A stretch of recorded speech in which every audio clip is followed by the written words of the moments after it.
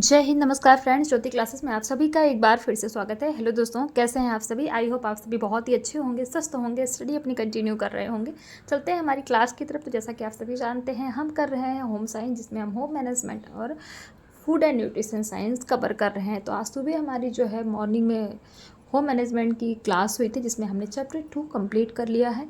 क्या गृह व्यवस्था के उत्प्रेरक मूल लक्ष्य एवं स्तर, जो हमारा चैप्टर 2 था होम मैनेजमेंट का, वो हमारा कंप्लीट हो गया। उससे रिलेटेड क्वेश्चन आंसर्स भी आपको बहुत जल्दी प्रोवाइड कर दिए जाएंगे। तो अभी की क्लास में हम करेंगे अपना फूड एंड न्यूट्रिशन साइंस। इसमें हम करेंगे कुपोषण के कारण। बट इसको स्टार्ट करने से पहले आप सभी से रिक्वेस्ट है, आप चैनल पर फर्स्ट टाइम विजिट किए हैं यदि, तो चैनल को लाइक शेयर सब्सक्राइब करें, अपना फीडबैक हमें प्रोवाइड करें और इस क्लास को जितना हो सकता है हमारे जितने भी लर्नर्स हैं सभी के पास शेयर करें, ताकि वो भी हमारे साथ जुड़ के अपनी स्टडी कंटिन्यू कर सके। प्लीज़ आप सभी से रिक्वेस्ट है, आप लोग मुझे सपोर्ट कीजिए और अपना फीडबैक दीजिए, क्योंकि आपके हर एक फीडबैक से मुझे बहुत ही मोटिवेशन मिलता है। और हाँ, आपको जो ये जीके जीएस की क्लास प्रोवाइड कराई जाइए, वो भी कमेंट कर मतलब कराई जा रही है, आपको मिलती है डेली। और अब वो मैं कोशिश करूँगी कि आपको कंटिन्यू जीके जीएस के जो क्वेश्चन मैं दे रही हूँ वो डेली प्रोवाइड होते हैं, जिससे कि आपका होम साइंस के साथ साथ आपका जीके जीएस भी प्रिपेयर हो। तो वो भी बताइए, उसके बारे में भी फीडबैक दीजिए कि वो क्लास आपको कैसी लगती है। बहुत शॉर्ट में कराती हूँ कि आपको टाइम आपका बस 2 मिनट की क्लास रहती है, 2-3, कभी कभी तो 1 मिनट की ही होती है जो आपको दी जाती है जीके जीएस की। तो वो क्लास कैसी लगती है, वो आपके लिए कितनी हेल्पफुल हो रही है, वो भी कमेंट के माध्यम से बताइएगा। तो प्लीज़ अपना फ़ीडबैक हमें अवश्य दिया करिए, क्योंकि आप सभी के फीडबैक से, जैसा कि मैंने बोला, मुझे बहुत ही मोटिवेशन मिलता है। स्टार्ट करते हैं आज की क्लास। आज की क्लास में फ्रेंड्स हम करेंगे फूड एंड न्यूट्रिशन साइंस से कुपोषण के कारण, यानी कि causes of mall nutrition. But इसको स्टार्ट करने से पहले प्रीवियस क्लास में हमने क्या पढ़ा था, इसमें एक बार उसका क्विक रिवीजन कर लेते हैं, क्योंकि आप सभी जानते हैं revision is the most important part of our study. जैसे कि आप जान ही रहे हैं कि हमारा ये फूड एंड न्यूट्रिशन साइंस का चैप्टर 3 है, और इसका नाम ही क्या है, पोषण एवं कुपोषण, यानी कि न्यूट्रिशन एंड माल न्यूट्रिशन। और प्रीवियस क्लास में हमने इसी के अंतर्गत किया था, सुपोषण का मूल्यांकन किया था कि सुपोषण का मूल्यांकन कितना आवश्यक है, क्या होता है। फिर हमने सुपोषण के लिए महत्वपूर्ण बिंदु देखे थे, जैसे आप ये देख सकते हैं। देन हमने कुपोषण के बारे में जाना था, कुपोषण क्या होता है, इसकी परिभाषा देखी थी, कुपोषण की स्थितियाँ देखी थी, जिसमें हमने कुपोषण के प्रकार देखे थे, अतिपोषण एवं अल्पपोषण। फिर हमने कवर किया था कि अल्प पोषण को तीव्रता के आधार पर भी 3 डिग्रियों में बांटा जा सकता है। क्या?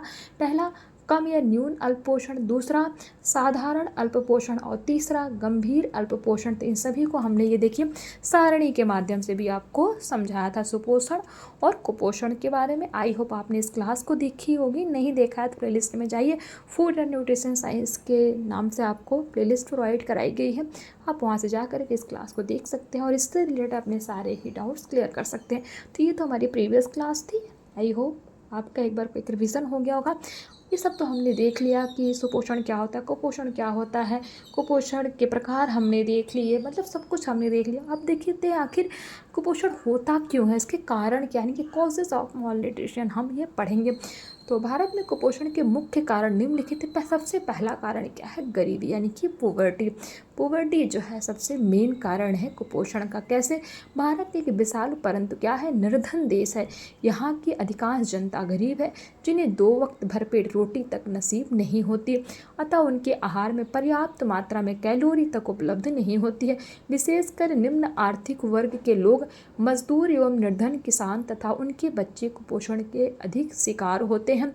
उनके सामने दाल, सोयाबीन, दूध, मांस, अंडा, फल, हरी पत्तेदार सब्जियां अथवा संतुलित आहार की चर्चा करना मात्र एक क्या है, दिवा सपना, यानी कि डे ड्रीम, यानी कि सपने की तरह है, जो केवल स्वप्न ही देख सकता है, हकीकत में वह संभव नहीं है। गरीबों के पास इतने पैसे नहीं होते हैं कि वे उत्तम गुणवत्ता वाले भोज्य पदार्थ को खरीद कर खा सकें अथवा अपने परिवार के सदस्यों को खिला सकें। यदि वे क्रय भी करते हैं तो सस्ते दामों वाले निम्न कोटि के निम्न गुणवत्ता वाले भोज्य पदार्थ, जिनमें कई बार मिलावट भी होती है। ऐसे निम्न कोटि के भोज्य पदार्थ में कई पोषक तत्वों की कमी होती है। यदि लंबे समय तक उन्हें सभी पौष्टिक तत्वों से भरपूर भोजन नहीं मिलता है तो वे कुपोषण के शिकार हो जाते हैं। ये तो हमने देखा क्या, कुपोषण के पहला कारण क्या, गरीबी अर्थात पोवर्टी। दूसरा है अज्ञानता, यानी कि इग्नोरेंस, गरीबी के साथ साथ अज्ञानता भी कुपोषण का एक बहुत बड़ा कारण है। यह जरूरी नहीं कि महंगे फल, सब्जियां, सूखे मेवे ही सभी पौष्टिक तत्व विद्यमान रहते हैं। सस्ते भोज्य पदार्थ, सस्ती सब्जियां एवं सस्ते फल भी पौष्टिक तत्वों से भरपूर होते हैं, जैसे पालक, बथुआ, चना, साग, सरसों का साग, सहजन के पत्ते, गाजर आदि। परंतु आवश्यकता इस बात की है कि उन खाद्य पदार्थों के बारे में जानने को जानकारी होनी चाहिए। कई भोज्य पदार्थों का परित्याग केवल इसलिए भी किया जाता है कि उनका स्वरूप, रंग, आकृति, रचना आदि उनके विचारों तथा मनोभावों से नहीं मिलता जुलता है।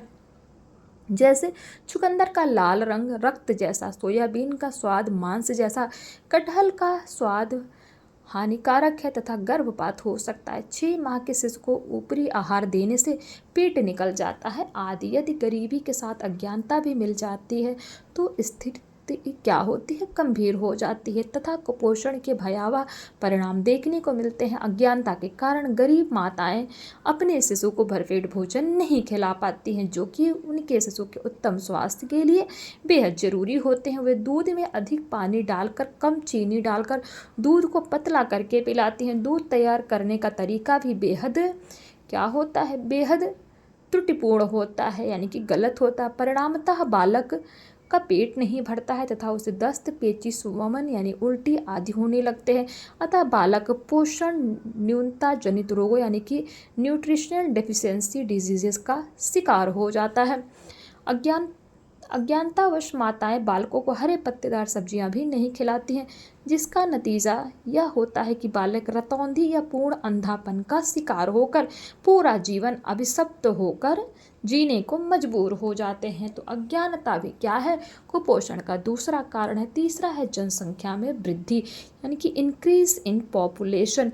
यदि गहन विचार यानी कि गहराई से सोचा जाए तो पता चलता है कि कुपोषण की मुख्य जड़ क्या है, जनसंख्या में बेतहाशा वृद्धि का होना। जिस अनुपात में भारत की जनसंख्या में वृद्धि हो रही है, उस अनुपात में भोज्य तत्वों का उत्पादन नहीं हो रहा है। परिणामतः प्रति व्यक्ति भोज्य पदार्थों का उपभोग कम होता है, क्योंकि कम उत्पादन के कारण ये महंगे होते हैं, जिसे हर कोई विशेषकर निर्धन व्यक्ति तो खरीद कर नहीं खा सकता। भारत में मातृ शिशु मृत्यु दर भी अधिक है। माताएं अशिक्षित हैं, वे प्रजनन पर रोक नहीं लगाती हैं, उन्हें जनसंख्या नियंत्रण की विधियों के बारे में भी कोई विशेष जानकारी नहीं है। तो ये तो तीसरा कारण क्या है, और सबसे बड़ा क्या, जनसंख्या में वृद्धि किसका, कुपोषण का। नंबर 4 कुपोषण का कारण क्या है, शिक्षा का अभाव, यानी कि लैक ऑफ एजुकेशन। अशिक्षा यानी कि इलेक्ट्रिसी ही सभी बुराइयों की जड़ है। अशिक्षित व्यक्तियों में सोचने, समझने, विचार करने, कल्पना करने की क्षमता की भी कमी होती है। अतः वे यह नहीं सोच पाते हैं कि किन किन भोज्य तत्वों में कौन कौन से पौष्टिक तत्व विद्यमान होते हैं तथा उनकी पूर्ति किन साधनों से तथा कहाँ से की जाएगी। अतः वे सही भोजन का चुनाव नहीं कर पाते हैं। कई बार भोज्य पदार्थों की उपलब्धता तथा परिवार के अन्य भोज्य पदार्थों को खरीदने की क्षमता के बावजूद भी अशिक्षा के कारण उनका उपयोग भोजन में नहीं होता। परिणामतः कुपोषण की संभावनाएं क्या होती हैं, प्रबल हो जाती हैं। नंबर 5 बेरोजगारी यानी कि अनएम्प्लॉयमेंट। बेरोजगारी भी कुपोषण का एक बहुत बड़ा कारण है। जनसंख्या वृद्धि, स्वयं का धंधा न करने की चाह, सरकारी सेवाओं में नौकरियों का अभाव आदि कारणों से बेरोजगार युवक नौकरी की तलाश में दर दर की ठोकरें खाते हैं, उन्हें नौकरी नहीं मिलती, अतः आय नहीं होती, परिणामतः गरीबी बढ़ती है। गरीबी के कारण कुपोषण बढ़ता है। तो बेरोजगारी भी जनसंख्या का सबसे महत्वपूर्ण कारण है। नंबर 6 भोजन की अपर्याप्त आपूर्ति, यानी कि इनएडिक्वेट सप्लाई ऑफ फूड। जन समुदाय में भोजन की अपर्याप्त आपूर्ति से भी कुपोषण बढ़ता है। भोजन की आपूर्ति भोजन के उत्पादन यानी कि प्रोडक्शन ऑफ फूड पर निर्भर करती है। भोजन का उत्पादन निम्न कारणों पर निर्भर करता है। नंबर 1 भूमि यानी कि लैंड। बढ़ती जनसंख्या के कारण खेती योग्य भूमि आवास में बदलते जा रहे हैं, यानी कि जो खेती के जो ज़मीन है वो क्या, वहाँ पे घर बन रहे हैं, क्योंकि जनसंख्या में वृद्धि हो रही है। जंगल भी काटे जा रहे हैं, आप देखिए पेड़ पौधे कितने काट दिए जा रहे हैं। यहाँ की जनसंख्या जमीन बलुआई यानी कि सैंडी सॉइल, पथरीली एवं बंजर है, अतः कृषि योग्य भूमि कम ही उपलब्ध है। पथरीली एवं कंकड़ीली जमीन में उत्पादन भी नाम मात्र का ही होता है, अतः ऐसे क्षेत्रों में भोजन की उपलब्धता कम होती है। नंबर 2, सिंचाई की सुविधा में कमी यानी कि lack of irrigation facilities. Bharat में सिंचाई के साधनों की काफ़ी कमी है। यहाँ की खेती प्रकृति यानी वर्षा पर निर्भर करती है। यदि समय पर वर्षा हो जाती है तब तो अच्छे उत्पादन हो जाते हैं, परंतु यदि समय पर वर्षा नहीं होती है या बहुत अधिक बारिश होती है जिसके कारण बाढ़ आ जाती है तब फसल नष्ट हो जाते हैं, अतः फसल का उत्पादन नहीं के बराबर होता।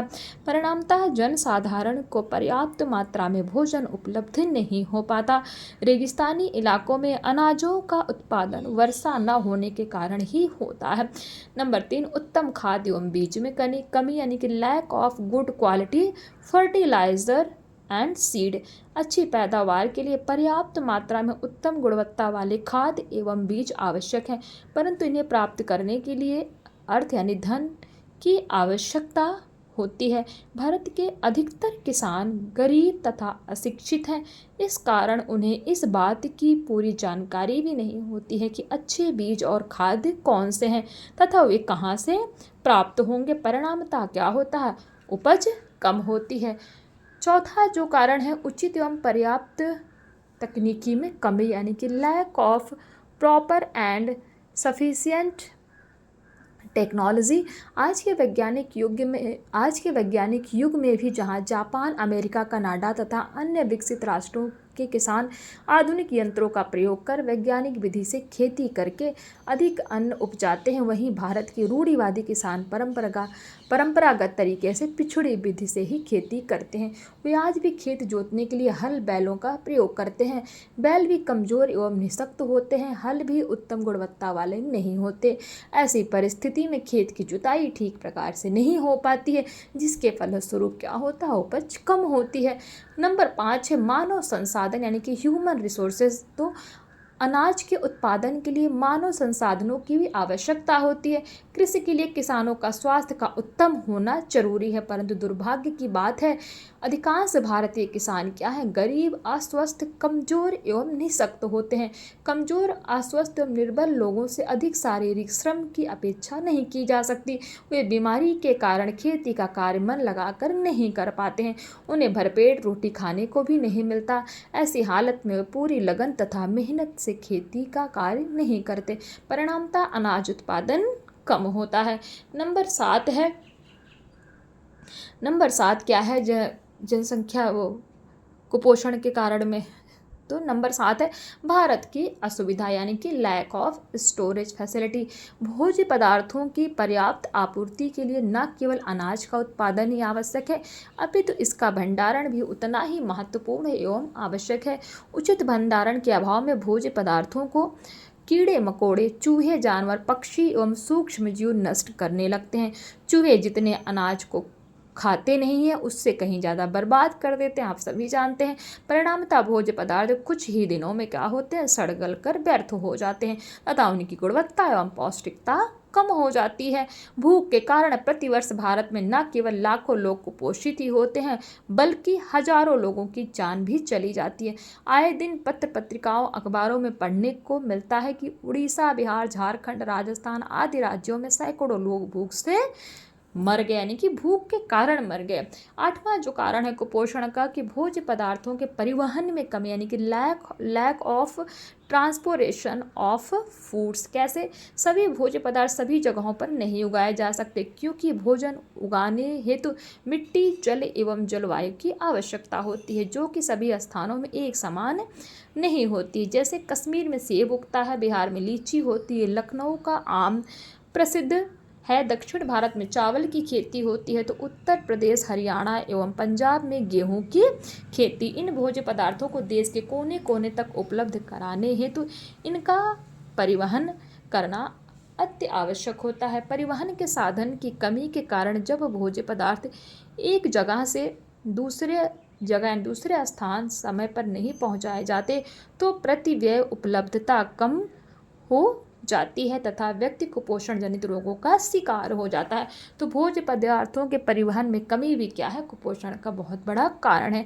नंबर 9 है वितरण नीति यानी कि डिस्ट्रीब्यूशन पॉलिसी। ये क्या है, सरकार द्वारा अपनाई गई नीति भी भोज्य पदार्थों की उपलब्धता को प्रभावित करती है। यदि वितरण नीति उचित नहीं है तो ज़रूरतमंद यानी कि नीडी लोगों तक भोज्य पदार्थ नहीं पहुंच सकेंगे। इसे निम्न उदाहरण द्वारा समझा जा सकता है। वर्ष 2001 से 2002 में उड़ीसा तथा राजस्थान में सैकड़ों लोग भूख के कारण मर गए, जबकि केंद्र सरकार यानी कि सेंट्रल गवर्नमेंट के पास इतना अधिक अनाज था कि इन्हें समुद्र में फिकवाना पड़ा। सही वितरण प्रणाली न होने से लोगों को भोज्य पदार्थ उपलब्ध नहीं हो पाते थे। नंबर 10, भोज्य पदार्थों में मिलावट यानी कि एडल्ट्रेशन इन फूड्स। कैसे? कुपोषण का कारण न केवल भोजन का उत्पादन, वितरण, संग्रहण या उपलब्धता ही है, बल्कि भोज्य पदार्थों में मिलावट भी होना। भोज्य पदार्थों में मिलावट से उसकी गुणवत्ता एवं पौष्टिकता कम हो जाती है। कभी कभी वे स्वास्थ्य के लिए अत्यंत ही हानिकारक होते हैं, जैसे दूध में पानी मिलाने से दूध की पौष्टिकता एवं गुणवत्ता में व्यापक कमी आ जाती है। हल्दी में कृत्रिम रंग यानी कि मैटेन येलो मिला देने से ये स्वास्थ्य के लिए हानिकारक एवं हितकर हो जाते हैं। विक्रेता या व्यापारी वर्ग अधिक लाभ कमाने हेतु भोज्य पदार्थों में मिलावट करते हैं तथा जनता के स्वास्थ्य के साथ खिलवाड़ करते हैं। अभी हाल ही के वर्षों में दिल्ली में सरसों के तेल में आर्जिमोन तेल की मिलावट से सैकड़ों लोगों की जानें गई थी तथा हजारों लोग ड्रॉपसी रोग के शिकार हो गए थे। तो ये आइए हमने 10 कारण देखे। क्या कुपोषण के आगे भी हैं कई सारे कारण पूरे, बट उसको हम फ्रेंड्स करेंगे नेक्स्ट क्लास में, क्योंकि हमारी क्लास थोड़ी बड़ी हो जाएगी। आई होप आज की क्लास आपको समझ में आई होगी। हमने क्या पढ़ा एक बार आपको क्विक रिवीजन के माध्यम से समझा देते हैं।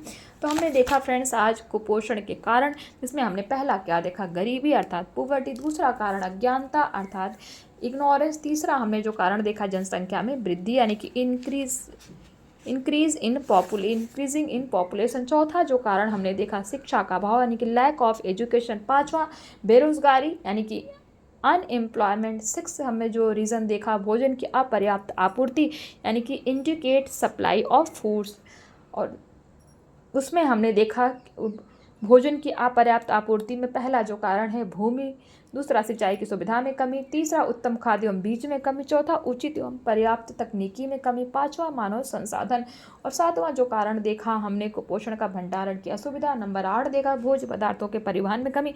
नंबर 9 वितरण नीति। नंबर 10 भोज्य पदार्थों में मिलावट। तो ये सारी चीज़ें हमने आज की क्लास में की। वीडियो थोड़ी बड़ी हो जाएगी, इसीलिए आज की क्लास में यहीं तक करते हैं। क्लास कैसी लगी फीडबैक देके अवश्य जाइएगा क्लास देखने के बाद।